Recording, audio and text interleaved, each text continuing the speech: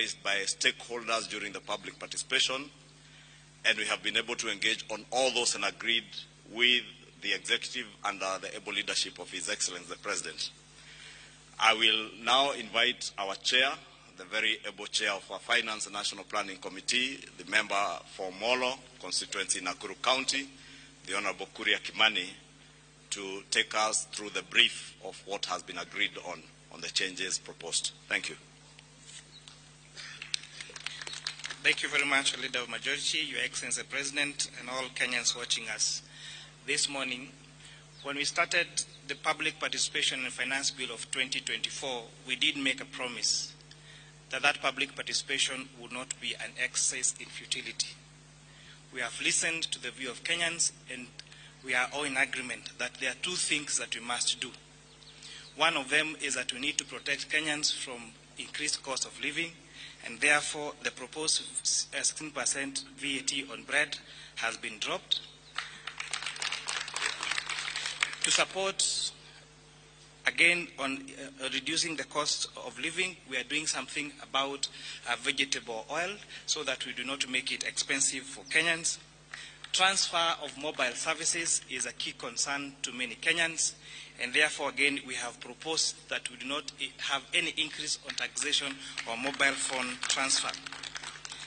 We have seen in the recent past the proposals that you've made on statutory deductions on SHIF and housing levy has added a loan on especially on salaried Kenyans, and therefore we have proposed that those statutory deductions now be allowable to pay, so they will not pay an additional pay on those.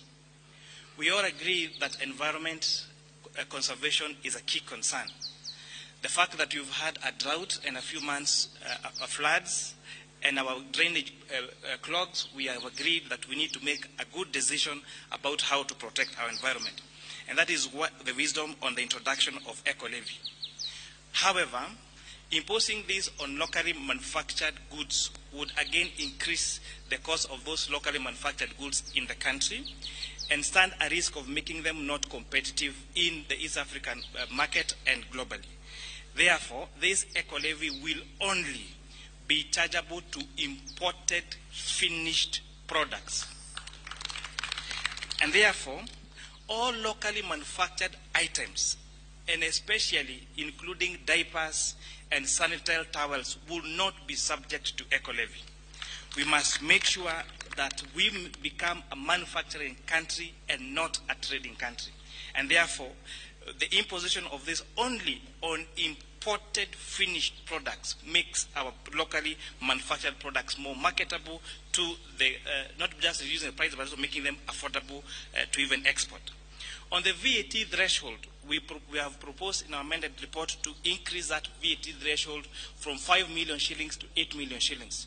Therefore, small and medium enterprises that have turnover of less than 8 million shillings do not therefore have to register for VAT. On items, we have had farmers, avocado farmers, being asked to give items receipts. We've had mama mbogas who do their supplies to hotels being asked to register for items. We have proposed that these people be given exemption on items registration, and especially for those farmers and those small businesses that have a turnover of below 1 million shillings. We have had the conversation about eggs and onions and potatoes. So what you've done to protect our poultry farmers, our potato farmers in Nyandarua and Molo, and protect our onion farmers, we have proposed excise duty only on imported table eggs, imported onions, and imported potatoes. This makes our onions, our eggs, and our potatoes more marketable to us and the region. To support the fight against illicit brews in the country, we have proposed a change in excise duty to changing it from a volume to alcohol content. Therefore, those alcohol manufacturers that are producing alcohol of very high content will now be required to pay higher duty because based on the alcohol content, and those making alcohol of lower content now will pay less duty. To support our pension contributions, because one day we'll all retire, we are now increasing the amount of taxable pensions from, we are now increasing the amount allowable for tax exemption for pension contributions from 20,000 shillings to 30,000 shillings. So this is a big win for our pensioners. So we are moving our pension schemes to exempt. It is exempt at contribution and exempt when you receive your pension from 20,000 to 30,000. Yes, a month, per month. It's important to say this, per month. We have also been appraised of the money that is allocated for junior secondary school to hire all the intern teachers into permanent and pensionable terms. And the number there is actually 46,000 shillings, 46,000 junior secondary school teachers, in addition to recruit an additional 20,000.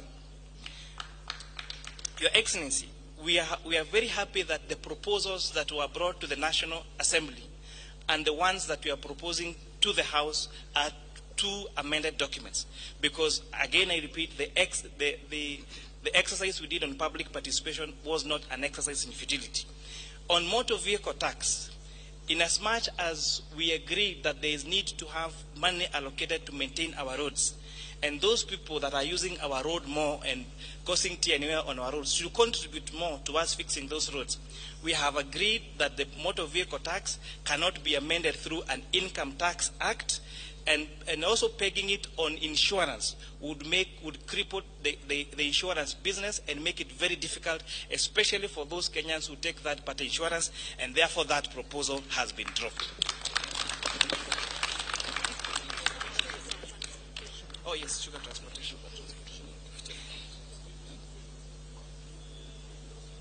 Yes, in addition, there was a concern about transportation of sugar from the milling factory to the farms, and therefore to the sugar cane, sorry. We have listened to the concerns about the transfer of sugar cane from the farms to the milling factory. And people are asking, why sugar cane? And why not coffee? And why not tea? Sugar cane is very bulk. And therefore, the largest cost in the processing of sugarcane is actually on transportation, unlike most other crops. And that is why we have recommended to remove VAT on transportation of sugarcane from the farms to the milling factories. For the mobile phone, I actually did mention that mobile phone transfer services has been, we have not increased that, it still retains at 15%.